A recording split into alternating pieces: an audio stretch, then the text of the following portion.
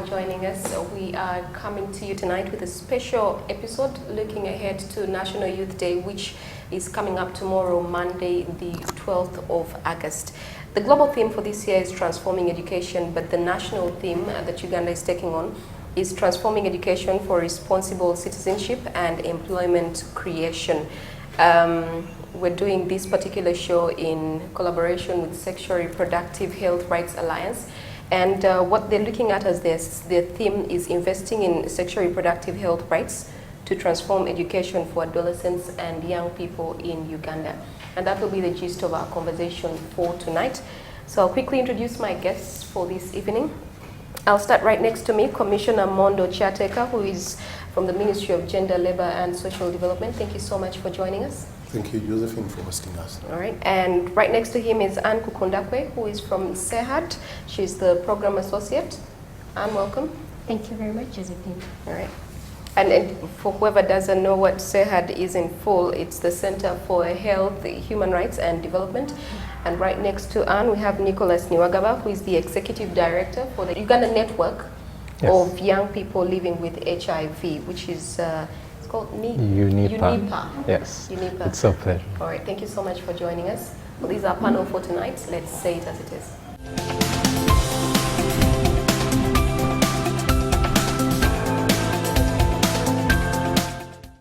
Once again, thank you for joining us. Just to set the stage for what we're talking about tonight, sexual reproductive health and rights challenges among young people, including sexual debut, unmanaged menstrual cycles, teenage and unwanted pregnancies, sexual and gender-based violence, sexually transmitted infection, continue to hinder school attendance among young people, and in the long run hinder their performance, triggering high-class repetition rates and dropout. It's also on record that 30% of adolescent school dropouts as a result of the inability to handle menstruation. It's for such challenges that the Alliance prioritized the sexual reproductive health rights challenges of young people. Nicholas, I'll ask you to paint the picture for us. What is happening in schools today? What is being taught? Why is there the need then now to go into sexual reproductive health rights? Well, I think it's, to start with, it's very important that we do not really only teach what is examinable. For a student to be very successful in their schools and also to be that kind of citizen that we want to see in this world, it's important that they are healthy, because if you're healthy, then after you can read your books and you can actually understand what the teachers are. So you find that in most schools what is happening is we are sticking to the syllabus. You have your 30 minutes, 40 minutes to teach, and all you do is specifically talk about that you think will be examined and will be put in the test that this student is going to do. But then what are we producing? We are preparing a young person who is going to come out of school and be in the community. So I think it's very important that we think about how we create that enabling environment for this student growing up in the school setting. Because you see, parents are trusting us as teachers, as the school setting, to back this child, to talk to them, to provide them the right, appropriate information about life and growing up, which isn't the case. For to say the days we were growing up in the early 2000s, what we used to see, Uganda was held a champion on HIV, and I would love to speak from that constituency perspective. Our teachers always talked about HIV, and it was like a rule. Every time you deliver a class, whether it's mathematics, whether it's SST, whether it's English, at the end of the class, you have 30 minutes to talk to the people about HIV. But this isn't happening anymore these days. The information isn't there. That was happening in the early 2000s? In the early 2000s. I didn't have that in my... It never happened for me. Commissioner Mondo, what was it like for school back then? Because you're clearly not the early 2000s. Thank you. There used to be what they called senior women teachers and senior men teachers. These were the people who were trained to talk about things and discuss with girls and discuss with boys about their sexuality. It was never an issue of where it was on the syllabus and therefore delivered in class, but oftentimes it was that if I get a problem as a boy, I will go to the senior male teacher, a girl will go to the senior woman teacher. But also, in class, they will talk about, changes in the body changes, how to handle, for the girls, the menstrual cycle, to be talked about in many schools. But then, when they are talking to the girls, it's girls alone. When they are talking to boys, it will be boys alone. But also, during those times, there was another level of education that would be acquired from the aunties. But now everybody seems to be so busy that the boys gamble their way, the girls gamble their way into becoming adults. So it's a question of disintegration of families. Families have lost their strength to nurture, to bake, like he says, to mold the young people. Because we are talking about wholesome being. Yeah. As somebody grows up, this person should be access to information. And we have found out that if young people have the correct information, they will take rational decisions about their lives. Everybody is minding his or herself. You even find parents who don't have time for their children. I once went for supervision in a district, and the probation welfare officer said, "Oh, look here, Commissioner, the problem we're having in this district is that the parents are suffering from TB." I said, "What? TB? How come NTV has not yet reported that?" He said, "No, they are too busy." Too busy doing what? They were not too busy when deciding to make these children. How then do they become busy?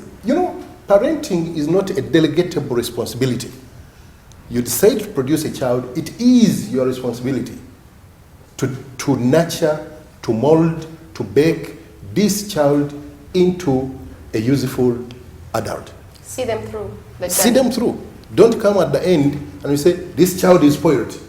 Whose responsibility? It begins at home. It begins at home.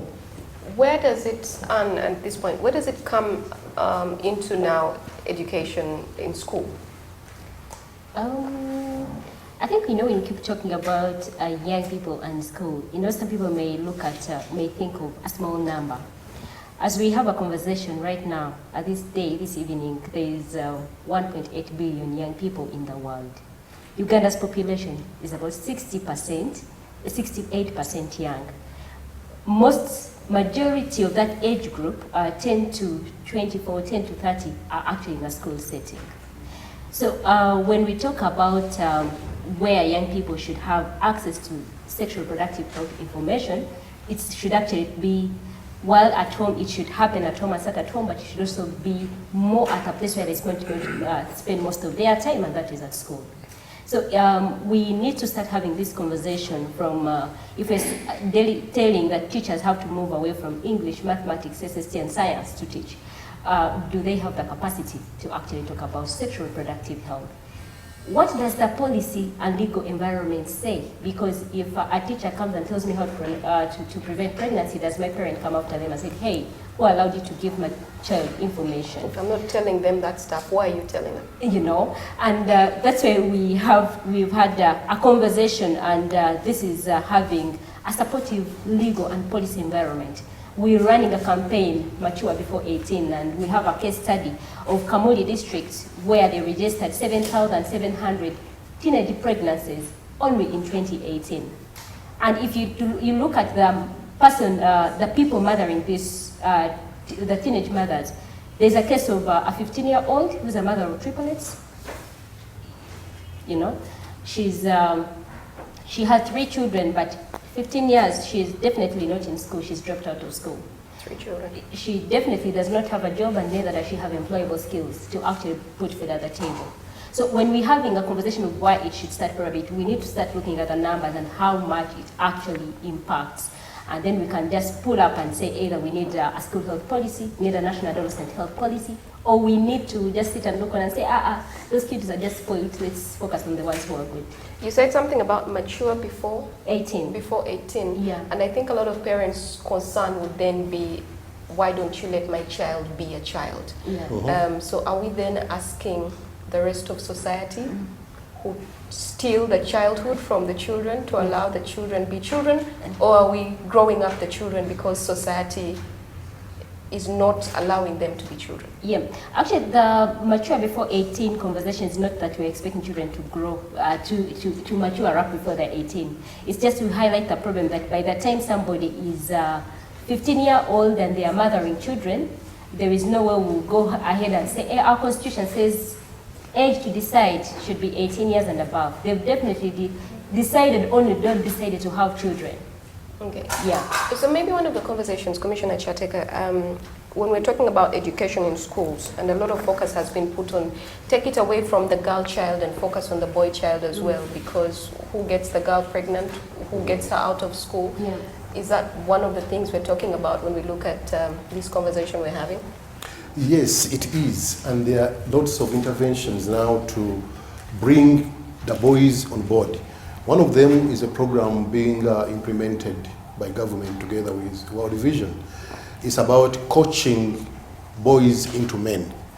Coaching boys into men, men who are protective to the girls, looking at girls as their own sisters, and therefore protecting them. This conversation cannot be productive without having responsible boys. I went to Karamoja the other day, and there are a number of girls and boys that are supported by Straight Talk Foundation, but these girls are being targeted by the boys who didn't go to school because they want them to drop out of school as well and look after the cows. So these are the people we need to say, look here, it's hopeless for all of you to be uneducated. There is nothing that liberates a person than education. Education is an equalizer. It determines the relevancy or irrelevance. I don't think we'll be having this discussion here if we were not all educated. Because what language would I be speaking to Kalunji here, to Kukundakwe? We come from different backgrounds. But we meet because education has brought us together, and therefore there is that equilibrium that has been caused. And so if we continue having 24.5% teenage pregnancy, and we continue having these early marriages, then it's a problem. And me, I don't want to call them early marriages. It's actually defilement.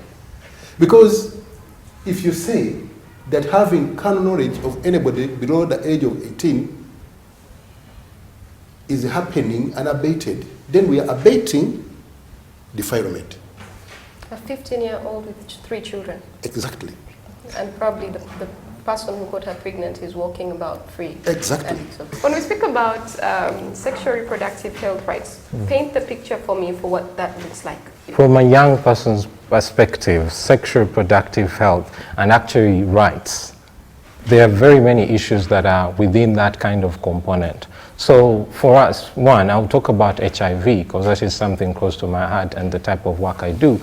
When you talk about sexual reproductive health, it includes HIV. Currently, if you read the papers recently, 1,000 new HIV infections every day. When you look deep into that data, you'll actually realize that most of these are young people. Actually, they count about 60% of those new HIV infections. And when I say young, we are talking about 10 to 24. So the whole discussion before about, mature before 18, do we let children be children or do we let them, get access to this appropriate information? Because they will get it anyway. We have social media, we have this unlimited internet, and if it's about sex, it's exciting and young people would love to explore. And of course, that is how we were made as young people growing up. You need to test. We used, to fix radios while at least we were very young. So you hear about sexuality and you want to, understand what does it actually mean. So if we don't, get to them at an early age and provide that information, then it becomes different. But also when you talk about sexual reproductive health issues that we have, teenage pregnancy is one of them. We want girls to be in schools, but they are actually out producing being mothers. So how do we address the issue of teenage pregnancy? It's an issue of sexual reproductive health. We have of recent very many cases around, sexual reproductive health illnesses like STI, UTI, and they are very common in schools. Who talks about that? Think about it, these UTIs, we're using a public toilet, we are sharing all these. Who talks about that, Menstrual hygiene is another very hot topic right now that we are discussing about, because research is showing that actually girls are dropping out of school because of lack of, sanitary pads and that kind of support to keep them in school because they have to be home.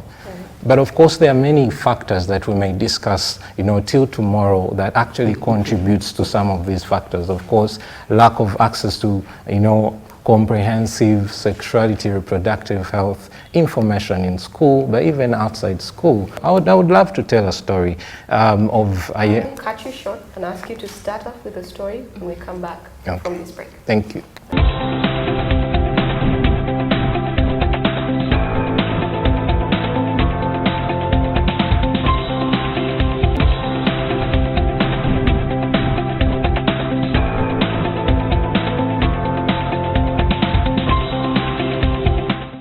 Welcome back. Thank you for staying with us. We are tonight talking about transforming education for responsible citizenship and employment creation, which is the national theme for the International Youth Day this year. And the SR Alliance Uganda's theme is invest in sexual reproductive health rights to transform education for adolescents and young people in Uganda. Nicholas, tell us the story. Very briefly though. Very briefly, just this young girl, Winfred, from Jinja, actually Eastern Uganda as well, who was very excited to join high school and be in a boarding school. And one day, the teachers come in to check for who has illegal, products in school. So this evening, they call all the girls outside, and this young girl living with HIV had not disclosed to the teachers. Neither had she disclosed to the friend because of the fear of the stigma that exists for you to be a young person living with HIV, to be on treatment, but to also be in school. So the teachers walk in and check suitcases, and then they find this ART treatment for this young girl, a couple of tins, because she carried, enough tins and enough treatment to take her through that whole first term. So these teachers pick all these tins, scatter them on the floor, call the other girls, and, they call this, young girl out, forcefully disclose her HIV status if she wanted, willingly or not willingly. She was so humiliated. You can imagine, that level of, insensitivity, if you're a teacher, then you would understand. And certain times, this young girl is forced to drop out of school because the second time she could not come. She stayed home for a full year. She's deprived of the right to education. There was no action that was taken?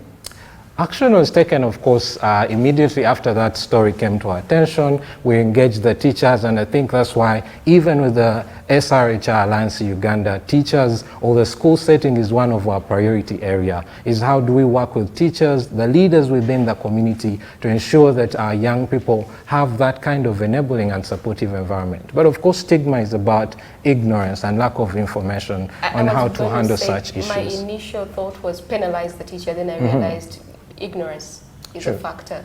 So what are we doing for when we're looking at ignorance of the educators? What is the government doing? Is this an area of interest? Yes, it is. And within the sexuality education framework, there are a number of things that the do's and the don'ts. But,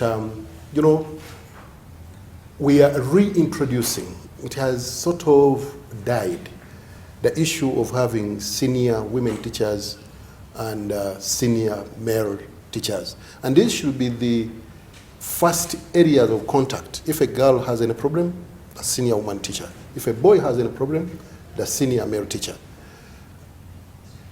Gradually, that's the we first shall be there. thing.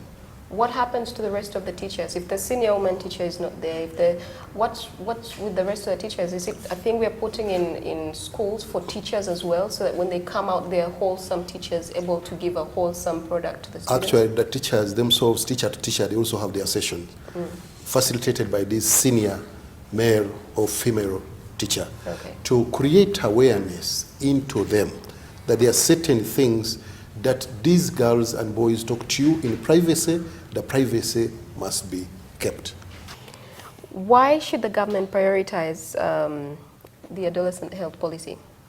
I think the government needs to prioritize not only the adolescent health policy, but also the school health policy and other relevant sexual reproductive health policies. Because if we talk about education for all, and we talk about the sustainable development goals, to which Uganda is a signatory to, and goal 4 looks at access to inclusive and quality education. It is important that we actually we do interventions to make sure that where these young people are in school are actually healthy.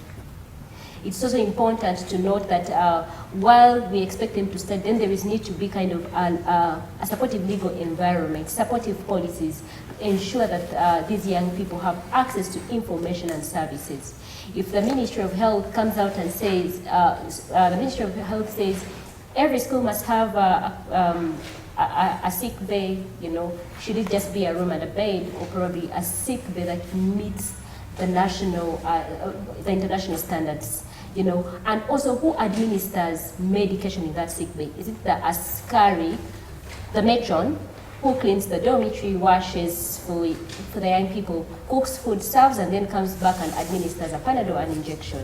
So it's important that the policies really help us in ensuring that things are done right, but also there is somebody to hold accountable. If we had a story a few weeks back where a 6-year-old was defiled at school, and the parents were brought to a conversation, and they opted that the teacher is penalized by paying school fees for 2 terms, and they move on. That was before the case came out to the media, until the partners picked up the case, and they ended up arresting. But where does it start from? To me, it will even start at the safety of the learner while at school. Yeah. Before we even, where is the safety of the learner? Because if Commissioner says the parents today are suffering from TB, they're too busy. If I bring a child to school, I'm thinking of there is a safe haven, I expect that the child is actually safe. But also when we look at the parents negotiating for school fees for 2 terms, when it's an international school, and somebody will argue it's still a reasonable amount. Is this an international school? Yeah. The story is an international school that I cannot mention on TV.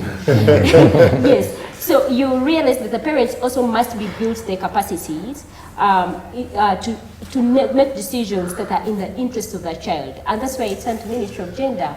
The parenting guidelines that we have, how far have we gone in implementing them, but also continuously reminding parents of their role, and also what decisions do they need to make in such a situation. Is it an issue of, oh, thank God I'll not pay school fees for 2 terms, or saying, actually, apart from the fact that this child was actually defiled, I need to take steps to ensure that this child has access to psychosocial support. And that something is done about the defiler. Yeah. Commissioner, do you want to say something? Yeah, that's why as government we are encouraging in many schools to have what we call safe spaces, but also at hospitals to have what we call youth corners, where there are trained personnel who know how to handle adolescents. People are trained. I can be trained as a doctor, as a nurse, and generally I treat her the way I treat you, the way I treat somebody younger. That's wrong. If the young girl is going to come with a problem, and you say, why did you leave? Why did you get pregnant? Did you enjoy the sex if it was a rape? Exactly. So the kind of language we use is important. At school, when these girls have problems with them, they are in their menstrual period, and maybe something has happened on the clothes, those safe spaces help in terms of this girl lying down, resting, cleaning up, etc., etc., etc. So we are encouraging this, and it's part of what within the sexuality education framework, it's part of it. But also at hospital level, to have youth corners, where young people, they can download their problems to somebody who would be able to listen and understand the language of the young people. I've always wondered, when you watch TV, you will see that in schools outside of the country, they always have a school counselor. That's not a thing that we have in our schools. Is this a thing that we are looking into? We are encouraging that, because young people today, in the absence of parents, absentee parents, it is important to have such counselors. So when you say encouraging, There's a difference between encouraging and this is a must-have for schools. What are the must-have things we're going to look forward and say this is must-have and this is, we're encouraging. If you can't do it, great. If you can't do it, okay. We have advised, we are also encouraging, we shall look to a level of legislating it. Okay. I think it needs to reach a position where we have a national shelter. Because I think not many months ago again, there was a story of a Belgian in Kalangala that had a shelter of children that have undergone through violence. That's still in court though. Yes. But then it also looks at some of these children would be sexually abused from wherever they are. They come to the shelter. The person says, I'm going to pay your school fees. This is a safe space, and goes ahead and uses them. You know, so I think it's at a time, Commissioner, that we reach a time when we have a national shelter where actually these cases are handled, but also by the time a person travels all the way to home, comes here and operates normally, and they're doing this thing, and these cases are not even reported. This child, if you listen to the experiences of these girls, they will tell me there's nothing for free. So I would be raped, and I would be given either school fees to go to school or books to go to school, and besides, this is what the place calls home. When the child goes home and reports, at the shelter, I am being violated, says, when I cannot pay school fees, as long as school fees is still coming there, please go back. Okay. So it's important that we have a national really shelter, and government prioritizes this. That's also the real reason that we are cracking down on all illegal children's homes. You hear about children's homes, and many times you don't know what is happening there. Yeah. We have closed several of them that are not licensed. For a home to operate as a children's home or an orphanage, it must have a license issued by ministry or shelter. They must have a license issued by Ministry of Gender.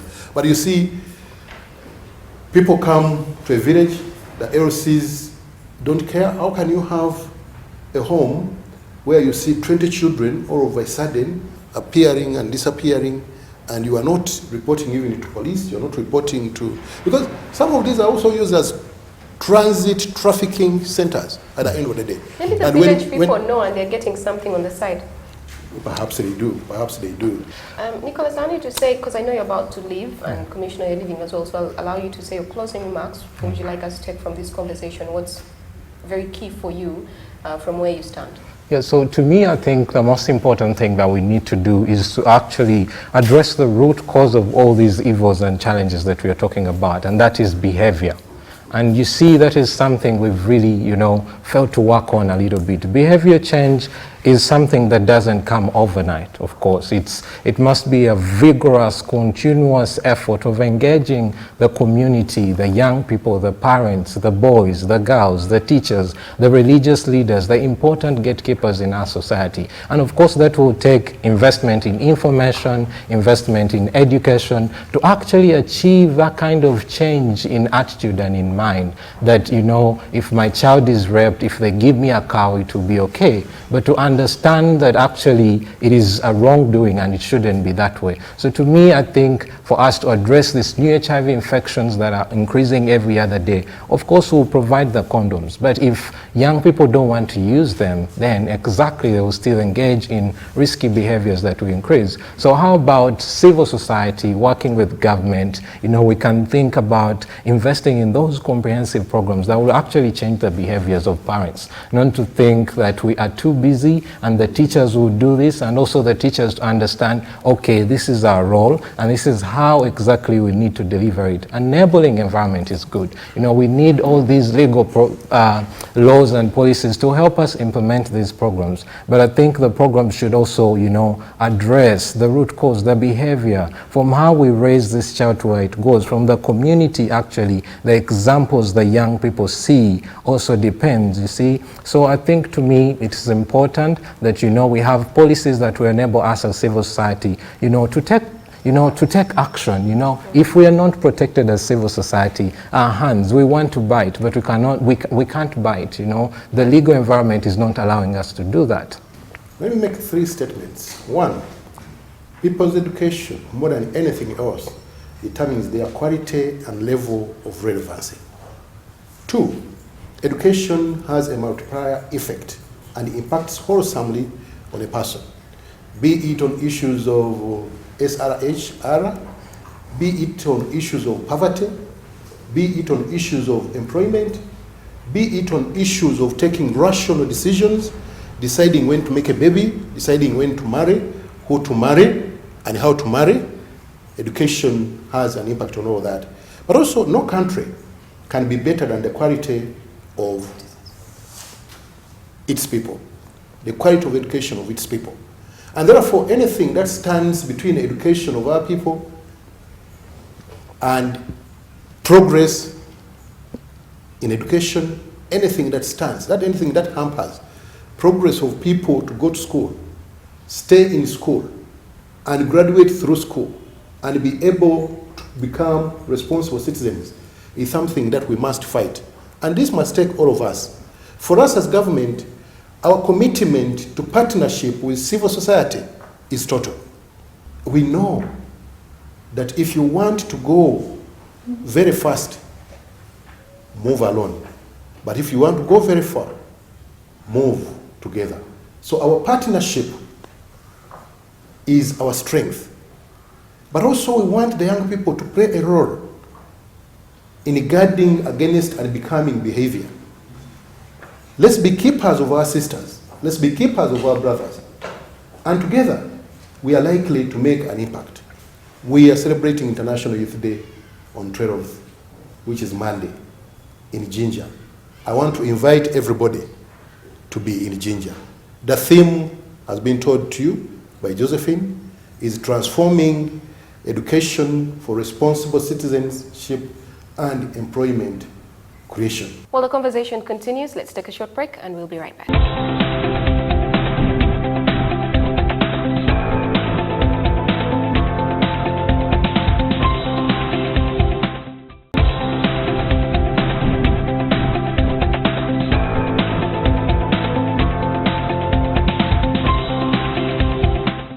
Welcome back. Thank you for staying with us. I mentioned earlier that this show is done in collaboration with Sexual Reproductive Health Rights Alliance, and it's done ahead of International Youth Day, which is on Monday, 12th. Now, we wanted to speak to some of the youth that we have in our audience tonight, and you had a question. My question is about parents' involvement in sexuality among children. So we are seeing these young children, they know information even before their parents. And some of the parents, they say, talking to these children about sexuality, it's bad when they're still young. Which age do we have to tell these children about sexuality? First of all, I'm Matovu Kresh. I work for Reproductive Health Uganda. Just adding to the ongoing discussion, I think, and it's very important for us to focus on sexuality education for young people. For instance, when we are doing our work in the community, you'll find people very, very much afraid, parents very afraid of speaking about these issues.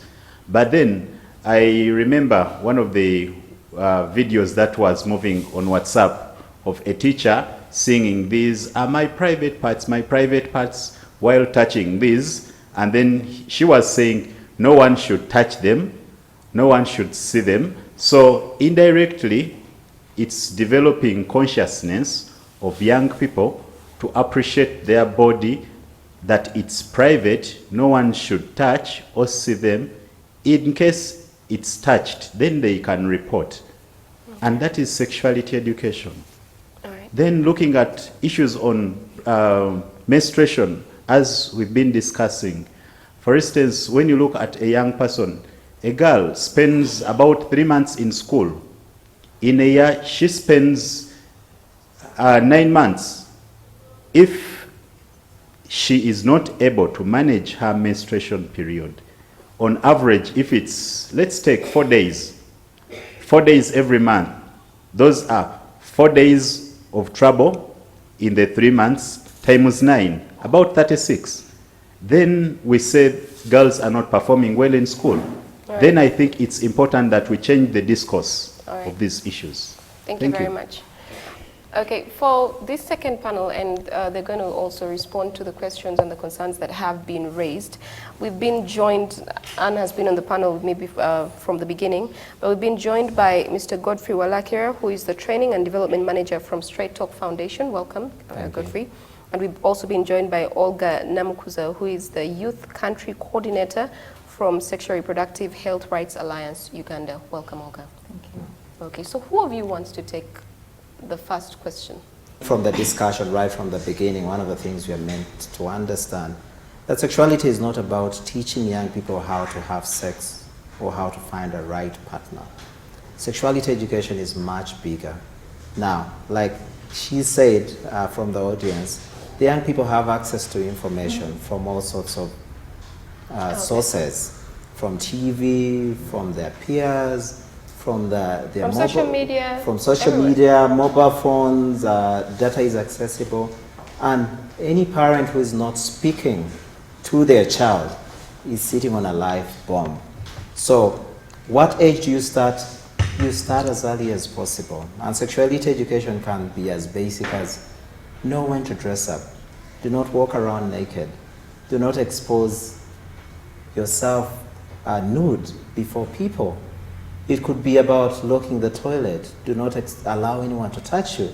A lot of us have young boys and girls who are 8 and 9, and we leave them with housemates.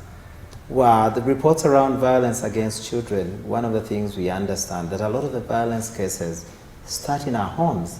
In fact, the biggest perpetrator, the biggest abusers are people within our homes. So when you're talking about sexuality and empowering your young person, start as early as possible. 3 years, 4 years, as long as they can understand. As basic as no one should touch you, appreciate your body, know how you're different. I have boys and they ask me, when they were growing up, they would ask me, oh, Daddy, you're a little different. You don't look, how come this is like this? And then I explain the whole science around hormones and how we are different and what causes the hormones. And the principle is that don't go and bombard them with a lot of information. Start with the principle of the known to the unknown. What does that mean? Phrase back the question to them, throw the question back to them. What do you know about that subject? What have you heard? And then you build from that. So to answer my sister here who is asking a question about sexuality, when do you start with the young people? Anytime. But give age-appropriate messages. Now the second bit of the question... Well, just to, what I liked about what you said about how to take the question back to them, and I think that's a great opportunity to correct all the myths they've probably picked up from school and their peers and everything. Right, you're going to the second question. Yeah, so the second question, should we start with the parents? Should we start with the young people? For every parent listening out there to us and then TV, one of the things you should know is that it's your primary responsibility to take care of your child, to pass on information. The schools, SRH Alliance and other partners there, the government, yes, they can do what they can do, but it's your sole responsibility. So, get involved. Learn about how to talk to the children. A lot of the parents do not know how to talk to the children. We know how to beat and quarrel. And there's seminars to empower you. There's a lot of literature that you can read. How do you engage? What are the talking moments? What are the opportunities? A lot of us are talking about school fees. We're talking about grades and getting 100%.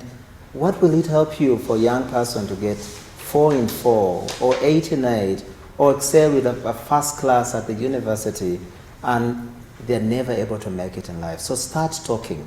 Now, when they go to school and the community, the teachers can pick up, the civil society organizations can pick up, but the teachers, rather the parents, please get involved. Learn about that. Any seminars that are available, get empowered to learn how to talk to your child.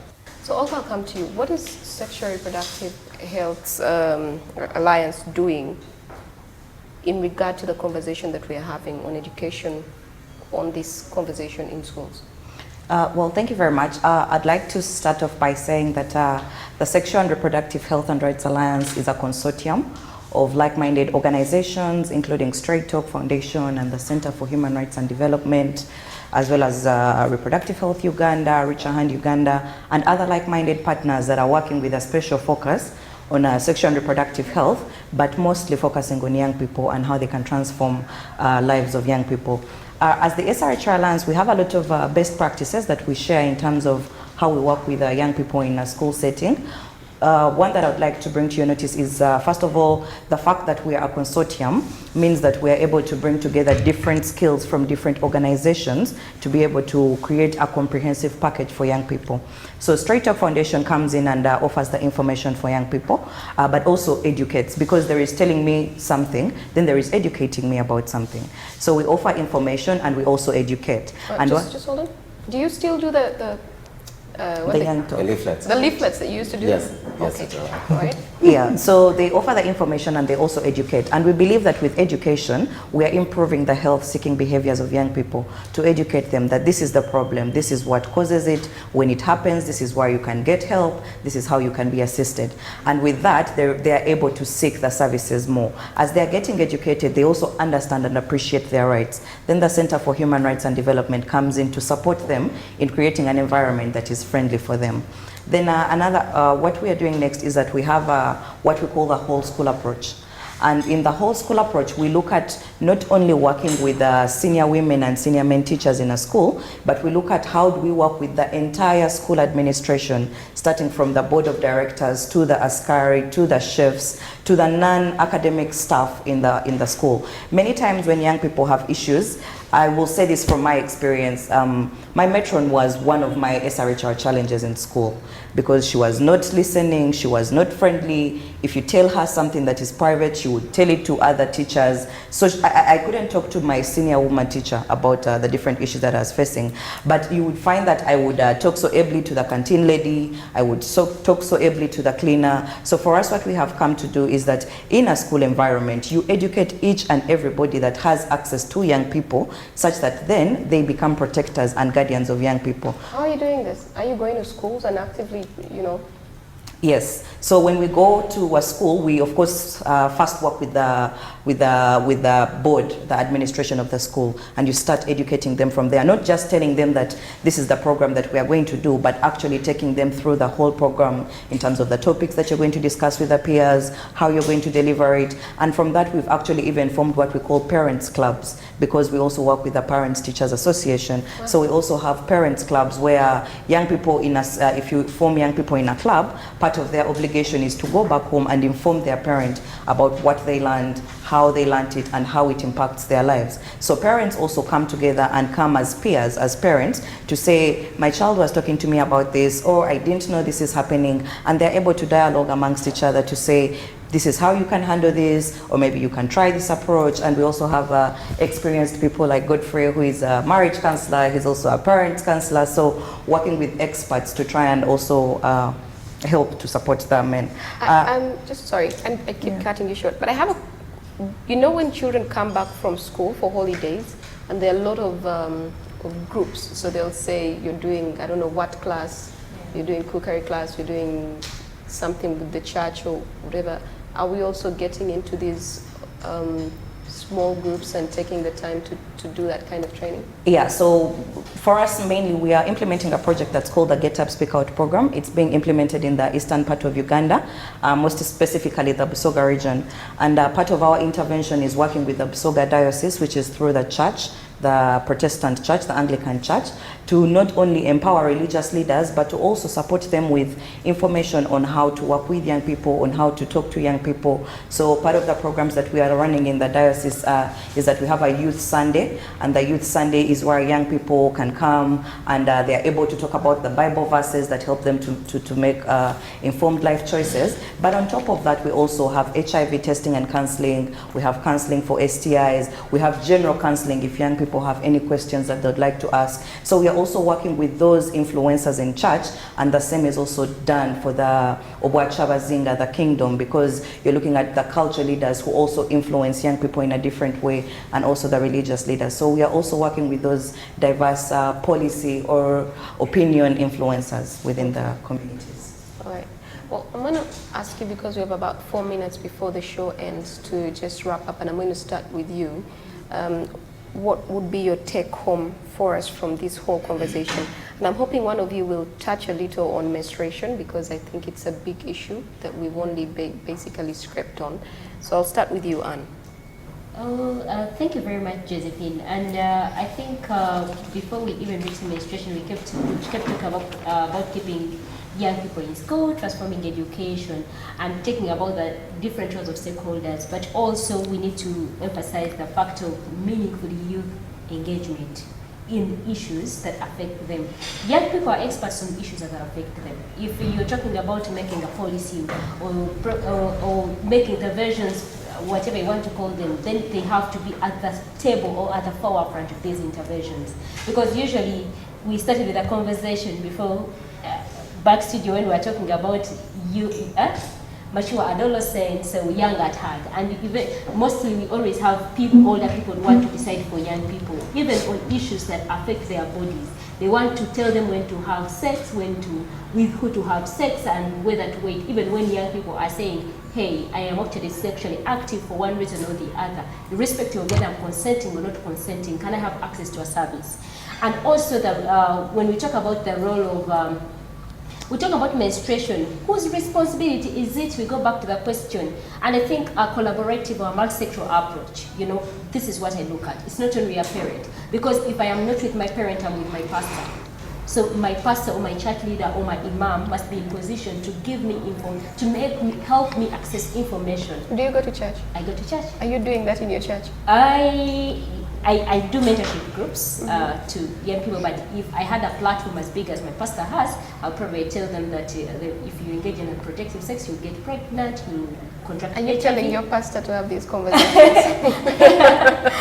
Yeah, so I mean, like, this is it. And also, I feel, I mean, if I was a pastor, I wouldn't take pride in presiding over a burial ceremony that has resulted from an unsafe abortion, especially if I have power to protect it, to prevent it, yeah.